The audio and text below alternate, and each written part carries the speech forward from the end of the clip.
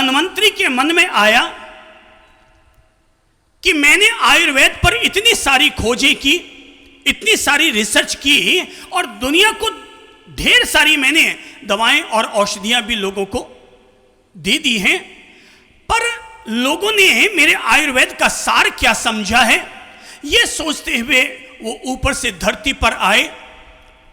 सोचा कि सबसे पहले मैं वैद्य राजों से, हकीमों से, चिकित्सकों से ही मिलता हूं।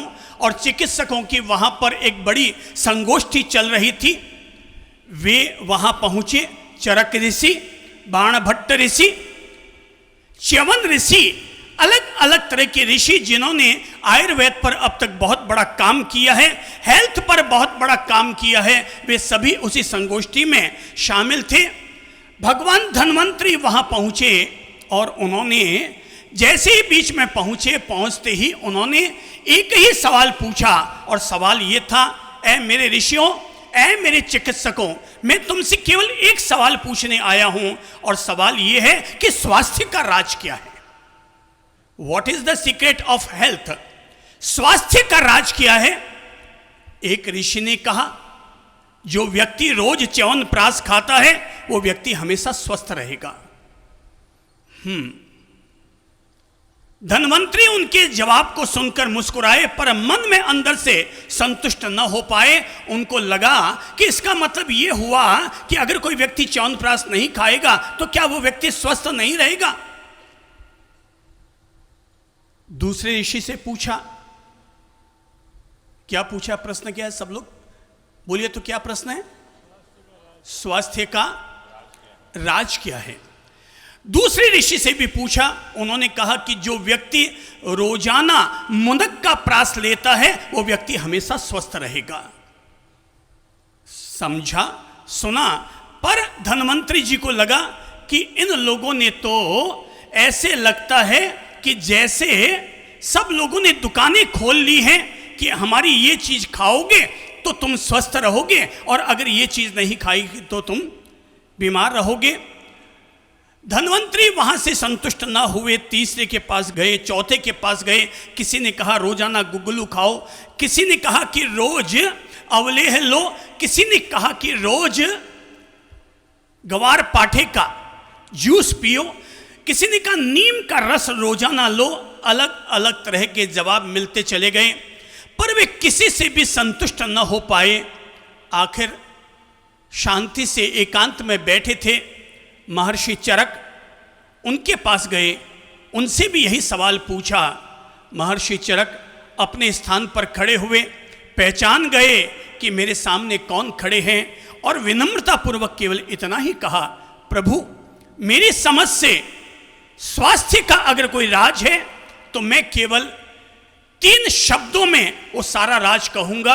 और तब चरक ऋषि ने सारी मानवता को समझने के लिए कि स्वास्थ्य का राज क्या होता है वो अपनी ओर से कहा, और तब कहा था, हित भुक, ऋत भुक, मित भुक, यही स्वास्थ्य का राज है। पहले सब लोग बोल लो, हित भुक, सब बोलो, दोबारा बोलो, हित भुक। नंबर दूसरी लाइन, ऋत भुक, मित भुक, अर्थात हित भुक यानी हितकारी भोजन करने वाला। नंबर 2 ऋत भुक, ऋतु के अनुसार भोजन करने वाला। और मित भुक, संयमित और सीमित मात्रा में भोजन करने वाला व्यक्ति हमेशा स्वस्थ रहता है। ऋषि चरक ने जब यह बात कही तो धन्वंतरी ने पास गए और जाकर के पीठ थपथपाते हुए कहा, साधुवाद, साधुवाद, साधुवाद, तुमने हर किसी इंसान के स्वस्थ रहने का मूल राज बता दिया। और सच तो यह है, जिस व्यक्ति ने इस एक लाइन को जी लिया उसने संपूर्ण आयुर्वेद का सार अपनी जीवन के साथ जोड़ लिया। हित भुक अर्थात हितकारी भोजन करो, वो भोजन जो हमारे शरीर का साथ दे, वो भोजन जो हमारे शरीर को लगे, वो भोजन जिसको लेने के बाद हमारे शरीर को पोषण मिले। वो भोजन हितकारी भोजन नहीं होता जिस भोजन को करने के बाद आदमी का फैट बढ़े, वो भोजन कभी हितकारी नहीं होता जिस खाने को खाने से आदमी का हार्ट वीक हो जाए, आदमी के माइंड में टेंशन आ जाए और शरीर हमेशा दुबला पतला बना रहे। वो भोजन कभी भी आदमी के लिए हितकारी भोजन नहीं होता। हितकारी भोजन वही होता है जो हमारे शरीर को लगे। बादाम का हलवा भी फायदा कर सकता है और बादाम का हलवा भी नुकसान कर सकता है। अगर उसे खाने के बाद लगता है कि मेरे शरीर में स्फूर्ति का संचार हुआ, ऊर्जा और अधिक बढ़ी, मेरी एनर्जी का लेवल बढ़ा, बादाम का हलवा जरूर खाओ। पर खाने के बाद अगर लगता है अब तो उठने की श्रद्धा भी नहीं, बिस्तर पर जाकर पड़े रहने की इच्छा होती है, तो इसका मतलब वो बादाम का हलवा आपके लिए नुकसानकारी हो गया। पहली लाइन है हित भुक, हितकारी भोजन करो। नंबर दूसरा है ऋत भुक, ऋतु के अनुसार भोजन करो। गर्मी के समय में गर्मी का भोजन करो और सर्दी के समय में सर्दी का भोजन करो। अगर आदमी इसका उल्टा कर बैठेगा तो स्वास्थ्य मिलेगा कि रोग मिलेंगे? अगर आदमी सर्दी के मौसम में आइसक्रीम खाएगा, कोल्ड ड्रिंक पिएगा, तो आदमी स्वस्थ बनेगा कि बीमार? बीमार। और अगर आदमी गर्मी के मौसम में बादाम, काजू, पिस्ता दे धमाधम चेप रहा है, वो नुकसान करेगा कि फायदा? नुकसान। ऋतुओं के अनुसार भोजन की व्यवस्था की गई थी और इसीलिए कहा गया था कि भोजन जो गर्मी में लेना चाहिए वो गर्मी में लो और सर्दी में लेना चाहिए वो सर्दी में लो।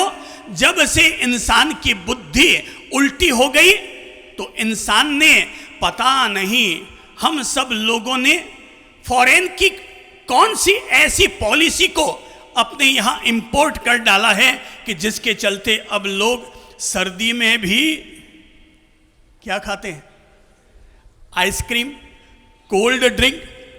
ये शादी विवाह और समारोह रचने वाले लोग भी पता नहीं कौन सी पीएचडी करके आए हैं, सो सर्दी में भी आइसक्रीम के ठेले लगा रहे हैं, वहां पर कोल्ड ड्रिंक के ठेले लगा रहे हैं। अरे वो लगा रहे हैं सो लगा रहे हैं, अपन भी ऐसे लल्लू कि अपन भी जाकर के उसमें वो आइसक्रीम, तेज ठंड पड़ रही है, दिसंबर और जनवरी का महीना, और लोग उसमें भी आइसक्रीम खा खा करके आ रहे हैं, कोल्ड ड्रिंक पी रहे हैं।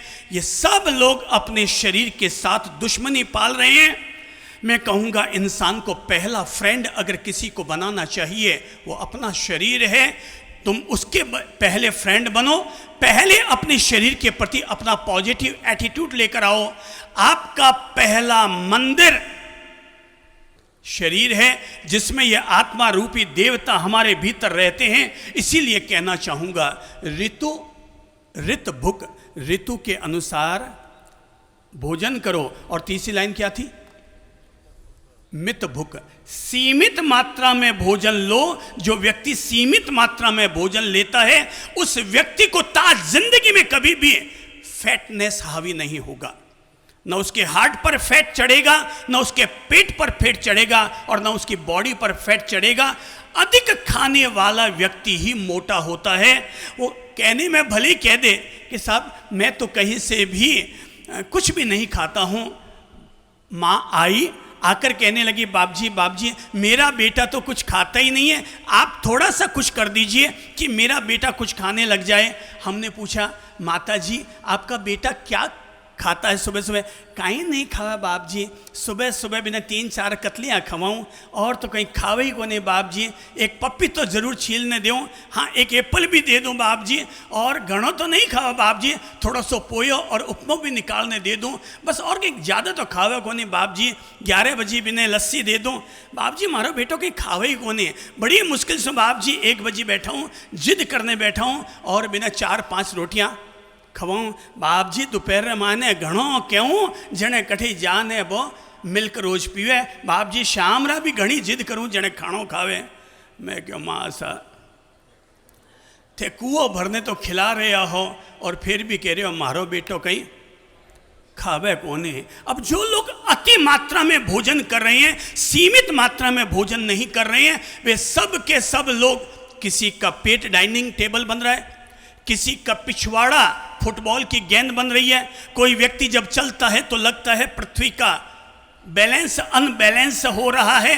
सब लोग अपने आप पर गौर करें और अपने आप को ठीक करने के प्रति जागरूक करें।